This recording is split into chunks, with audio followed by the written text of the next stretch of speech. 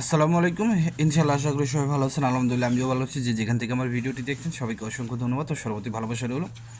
আজকে কথা বলবো হচ্ছে আমার কাছে একটা নতুন আপনার ফাইল প্রসেসিংয়ের একটা আপনারা দেখছেন যে খুব খেয়াল করে যে আপনারা যখন ভিএফএস গ্লোবালে পাসপোর্ট সাবমিট করেন, মানে প্রথম দিকে যখন পুরো ফাইলটা আপনারা কমপ্লিট করার পরে ফাইলটা জমা দিতে যান, যেদিন অ্যাপয়েন্টমেন্ট পেয়ে সেই দিন জমা দেওয়ার পর আপনাদের রিসিটে একটা সাদা রিসিট দেওয়া হয় এবং একটা ব্যাংক রিসিট দেওয়া হয়। প্রায় এরকম দু তিনটা কাগজ দেওয়া হয় আপনার পাসপোর্টের কপি। তো সেখানে যে সাদা রিসিটটা থাকে লম্বা, সেখানে কিন্তু আপনার একটা রেফারেন্স নাম্বার থাকে।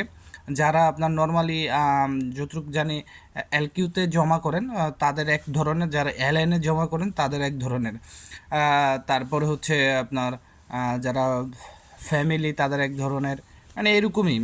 আমি আমার যতটুকু মনে হয় মানে ফ্যামিলি আর মনে হয় এটা একই ধরনের, যেগুলো নর্মালি। কিন্তু আমার কাছে আজকে একটা নতুন এক ধরনের একটা আছে। তো এই বিষয়টা আমি আসলে খুব ভালোভাবে জানি না। এটা আজকে ভিসা পেয়েছে।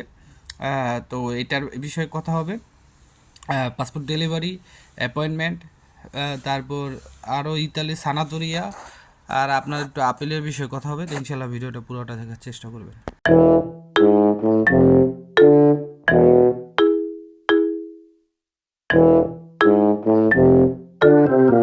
তো সব কিছুর জন্য আলহামদুলিল্লাহ আপনার স্ক্রিনে দেখতে পারতেছেন যে নতুন যে সিস্টেমটা, আসলে এটা আমি আজকে প্রথম দেখলাম। আমি এর আগে ইটালি ডিএসএ এরকম দেখছি, বাট এরকমটা দেখি না। তো এই জিনিসটা যার বা এটার বিষয়ে যদি আপনারা অবগত থাকেন, অবশ্যই একটু আমাকে কমেন্টসের মাধ্যমে জানাবেন। এতটুকু আশা আপনাদের, এতটুকু এক্সপেকটেশন আপনাদের থেকে আমি আশা করতেই পারি। তো অবশ্যই যদি কেউ জানি না থাকেন অবশ্যই জানাবেন। আমি এখন তো এই বিষয়টা নিয়ে ভালোভাবে অনুগত নয়। তারপরে দ্বিতীয়ত যে বিষয়টা বলি, প্রথমত আপনারা যারা রিজেক্ট হয়েছেন পিছনে, আপনারা অনেকে আমাকে বলেন যে আমার ফ্রেন্ডের আপিলের কি খবর। দেখেন, ফ্রেন্ডের আপিলের খবর বলতে এখানে বহুত হিসাব নিকাশ আছে।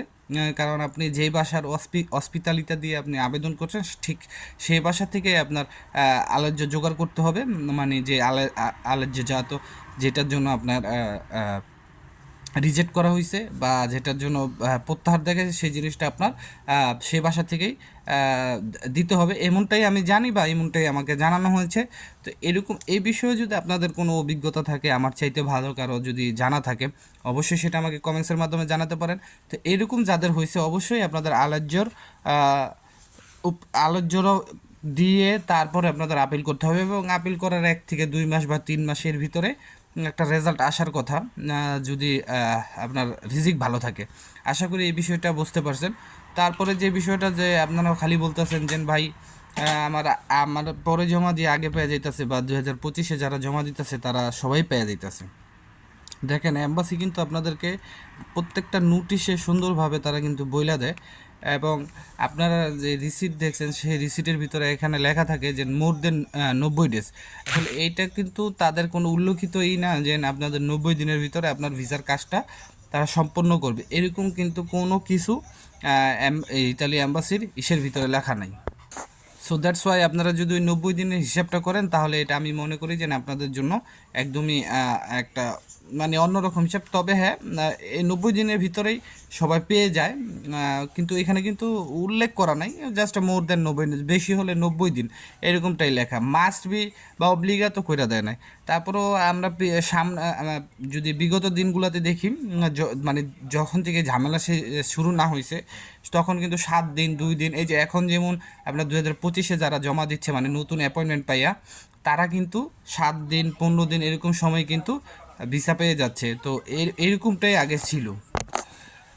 তারপরে যে বিষয়টা সেটা হচ্ছে অ্যাপয়েন্টমেন্টের বিষয়টা। আমি বারবার আপনাদের একটা কথা বলতেছি, আবারও বলতেছি, প্রত্যেকবার বলবো, প্রত্যেকটা ভিডিওতে বলবো, যতবার আমাকে এই কথাটা আপনারা জিজ্ঞেস করবেন। অ্যাপয়েন্টমেন্টের বিষয়টা আপনারা যতক্ষণ পর্যন্ত আপনাদের ইমেল করছেন, এটা 24শে অক্টোবরের পরে যাদের নুলস্তাগুলি ইস্যু করেছে তাদের জন্য এপ্রিলে খোলা হবে।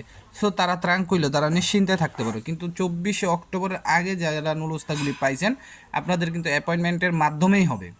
তো সেই জন্য কিন্তু আপনাদের অবশ্যই ইমেল করতে হবে, ইমেলের মাধ্যমে আপনারা পাবেন। পরবর্তীতে কোনো নির্দেশনা আসে কিনা, যেহেতু ইতালি এম্বাসি বলছে যে সামনে তারা একটা আপডেট জানাবে, তো সেই জন্য আপনাদের ওয়েট করতে হবে। কিন্তু আপনারা যারা নলস্তা পাইছেন আপনাদের কোনো ভয় নাই, অরিজিনাল হোক বা ডুপ্লিকেট হোক, অরিজিনাল হইলে অ্যাপয়েন্টমেন্ট পাইবেন, ডুপ্লিকেট হইলেও আপনাদের জানাই দিবেন। সানাতুরিয়ার বিষয়টা হচ্ছে, সানাতুরিয়ার বিষয় গতকালকেও দেখলাম প্রবাস বাংলা কথা ভাই বললো যে সানাতুরিয়ার তেমন কোনো আপডেট নাই। আবার অনেকের কাছে শুনতেছি যে সানাতুরিয়া হয়তো খুব শীঘ্রই, যেহেতু ইতালিতে ডিসেম্বর মাসে নির্বাচন, হয়তো খুব শীঘ্রই সানাতুরিয়ার কোনো সিস্টেম ইতালিতে আসতে পারে বা একটা ঘোষণা হইতে পারে যে আমরা সানাতুরিয়া নিয়ে ভাবনা চিন্তা আছি, এরকম কিছু। আশা করি বুঝতে পারছেন। আর 2025 ফ্লুসিড নলস্তা এখন তুই এরকমভাবে কোনো জায়গায় দেখি নেই উঠতেছে বা উঠছে।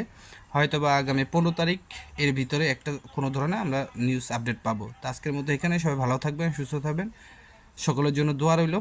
আর আল্লাহ তালা আমাদের সকলকে পবিত্র রমজানের পবিত্রতা রক্ষা করার তৌফিক দান করুক। সবাই ভালো থাকুন। আসসালামু আলাইকুম, আল্লাহ হাফেজ।